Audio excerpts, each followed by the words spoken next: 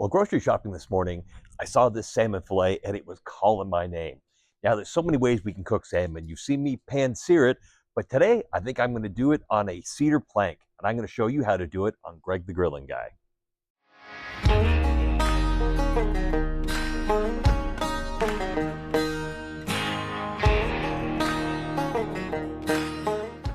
Hey y'all, before we get going with today's cook, I want to ask you to do me a favor. If you're enjoying what you're seeing, please think about hitting like and subscribe. It really helps the channel, lets me know that you like what I'm doing, and it helps to, like I say, grow the channel. Also remember that everything that I use for this cook, I will put in the description down below, and I will have Amazon links to all those items. If you're going to order them, think about using those links as well. Again, helps the channel out. Now back to the cook. Now, how are we going to prepare this salmon? There's a number of things we can do. Like most meats, I'm going to put a dry brine on it. So there's just going to be a bit of kosher salt, but I'm going to do this a little bit differently because I want to impart a bit of a sweet flavor to it. So I'm actually going to put some brown sugar on at the same time I put the salt, so that as the slurry comes out and gets reabsorbed into the salmon, it'll actually put a bit of a sweetness in there. And then I'm going to put a Cajun rub on just before I cook it. But before we get there, let's start with the brine. I'll take the kosher salt, and same thing that as we do with the regular meat, we're just going to sprinkle that over top from a high level just to get a bunch of salmon on there. Now, typically, this is what I would do and take it and put it in the refrigerator to rest. But as I say, I'm going to put some brown sugar on it as well. So this is just dark brown sugar. You could use light brown sugar. Take some of that. I'm just going to sprinkle it over the top and then just kind of mix it in to make sure they get that completely covered. Now, it doesn't need to be 100%, but I do want to make sure I've got most of the areas covered because, as I say, when the moisture gets drawn out with the salt, it'll get drawn back in and it'll pull that brown sugar back in there with it. There we go. That's a pretty good covering on there, wouldn't you say? So, as I say, it doesn't need to be 100% covered, just as long as it's got a decent covering, because we're just looking for it to be more so drawn back inside. It'll also give a nice flavor, a nice sweet coating to it as well. So I'm going to take this, pop it in the fridge, like I say, 3 to 4 hours, and we will pick this up just before we put it on for the cook. Setting up for the cook, we're going to use an indirect heat, but this one's going to be slightly different. Typically in the past, you've seen me set up with the vortex and set it, off to the one side with the vortex in there. This time, I'm actually going to use these baskets that came with my Weber Performer. I'm going to put the charcoal into them and then set it on either side. Now, if you don't have the baskets, you don't need to worry about that. What you can actually do is just dump coals on either side. Because I'm using a cedar plank on this cook, I want the cedar plank in the center and these on either side. So I don't need to put any type of smoke pellets or anything in there, because the cedar plank will actually provide the smoky flavor for the cook. So let me show you how to do this right now. I've taken the two baskets and filled them with just regular charcoal briquettes. So I'm not using lump charcoal on this one because I want the more consistent heat, because this will be probably a 20 or 30 minute cook. I've got the briquettes in there, and I'll use the igniter on the Performer to get the gas going.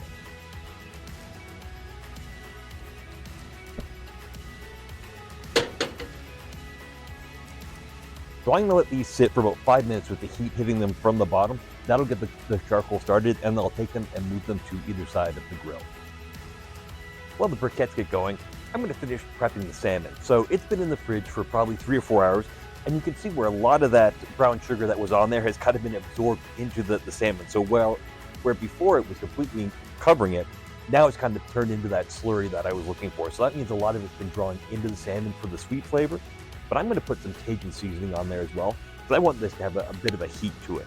So I'm just going to sprinkle a little bit onto here. Not too much, just enough for flavor. That should be good. Now, at the same time, I've had that wooden cedar plank sitting in the sink underwater for about 30 minutes. So in about 5 minutes, I'll grab that, I'll bring that out, we'll transfer the salmon onto the board, and we'll show you how to get the grill set up. The propane was running for about 5 minutes on the briquettes. They look like they're about ready to be separated and slowly heat up. So, again, folks, safety first. I'm going to take these gloves and move the two charcoal trays over to the sides of the barbecue.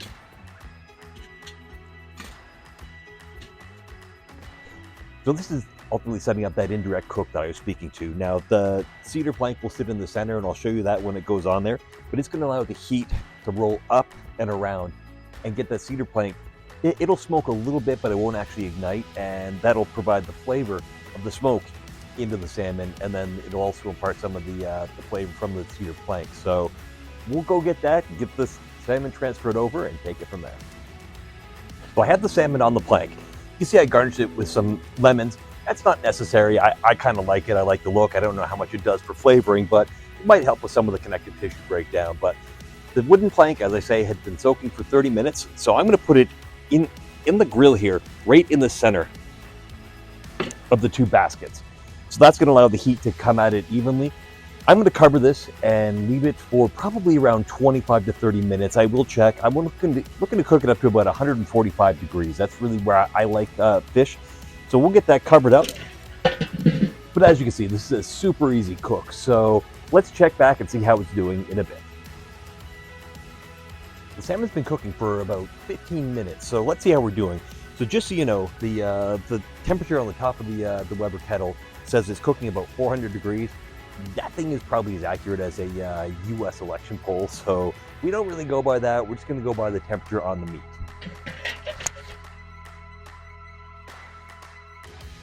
So the thermometer has it at about 72 degrees, which means it's got a ways to go. However, it will climb fairly quickly once it gets running. You know, the thing is that the board is catching a lot of the heat that would normally come underneath from being on the grill, so that's why it is a slightly longer cook, but we'll give it its time, and we'll check back in a bit. By the way, it's Sunday, which makes it Martini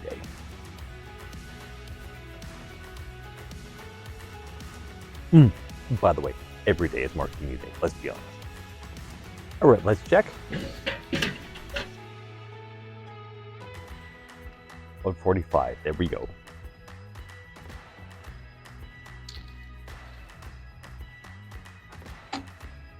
Let's pick this up inside. So we have everything plated. I've got the salmon, I've got some garlic bread. Now that is a 2 martini cook. Some corn that was done a seafood broil. Oh, I love that stuff.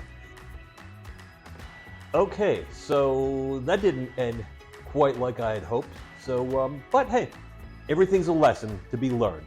And what did we learn? 1 martini is a good time.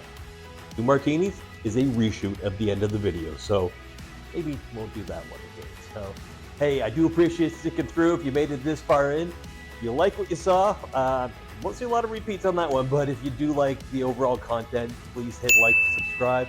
I really appreciate you guys being here, and until next time, 2 martinis, bad idea.